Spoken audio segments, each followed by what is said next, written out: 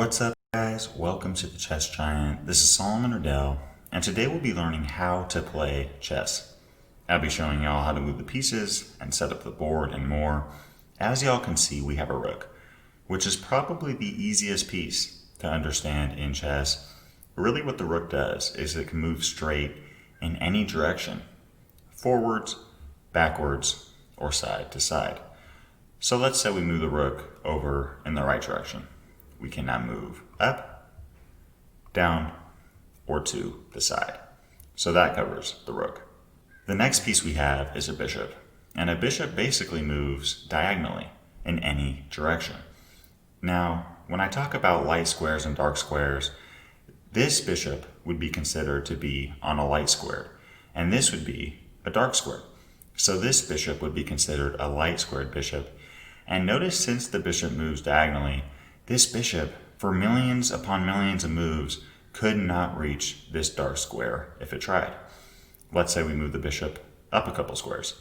Again, the bishop can only see light squares as it can move diagonally. So that covers the bishop. The next piece we have is the queen, which is easily the most powerful piece in chess. Basically, the queen can move like a rook and bishop combined.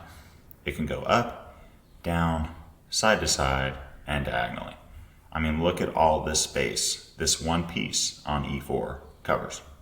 Next, we have the king. And the king is the most important piece in chess because if you lose your king, you lose the game. And we'll leave a video in the description below showing how to win or lose a game.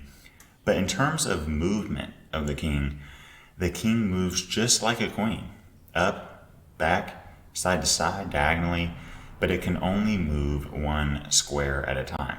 Let's say we move the king one square over. The queen can move any direction as far as it would like, but the king can only move one square at a time, again, in any direction, just like the queen. Next, we have the knight, and these red squares really show where the knight can move right now. What the knight does is it moves in an L shape. It goes 2 in one direction, and 1 over. 2 in one direction and 1 over. 2 in one direction and 1 over. 2 in one direction and 1 over. So as you guys can see, this knight moves like an L. Really, you go any direction 2 spaces and you go 1 over. I'd say the most unique thing about a knight is that unlike any other piece in chess, the pawn, rook, queen, king, bishop, the knight can jump over pieces. Let me show you what I mean. So as you guys can see, we have the starting position of a chess game.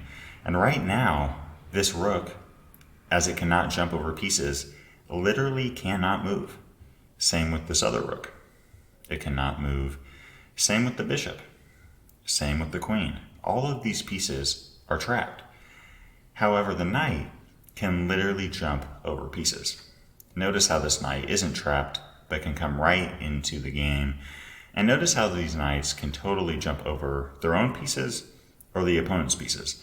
In order for white here to allow the bishop, or the queen for example, to come into the game, white would have to move the pawn to e4, allowing the bishop to come into the game and allowing the queen to come into the game.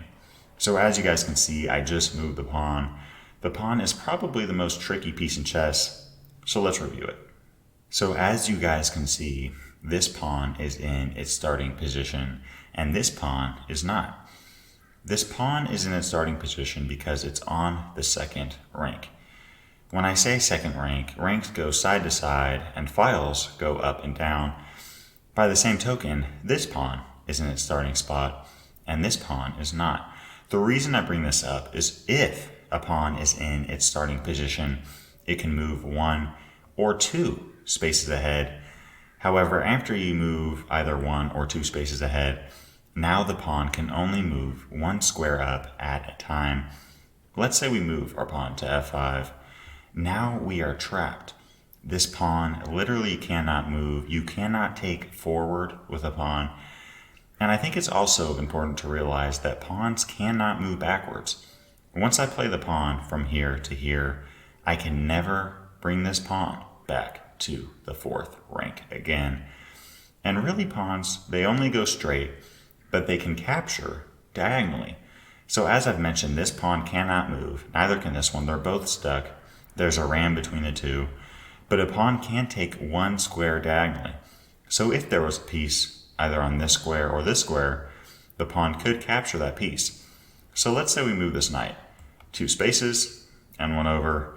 Now the pawn can move by taking the knight on g6. And the last thing I think I'd cover with pawns is promotion. What is promotion? Well, it's really when we push our pawn from its starting square all the way to the end of the board. And once you touch the other side, the pawn doesn't stay a pawn, but can turn into any other piece besides a pawn or a king. The pawn cannot turn into a king, but the pawn can turn into a knight, a bishop, a rook, or a queen. 99.9% of the time, you're gonna want to turn into a queen because the queen is such a powerful piece. And lastly, I just thought I'd clarify that you cannot capture your own pieces. This white rook cannot take this pawn since it is a white pawn. So the rook going left can only move over up to 2 squares. It can also move back, and it can move to this side.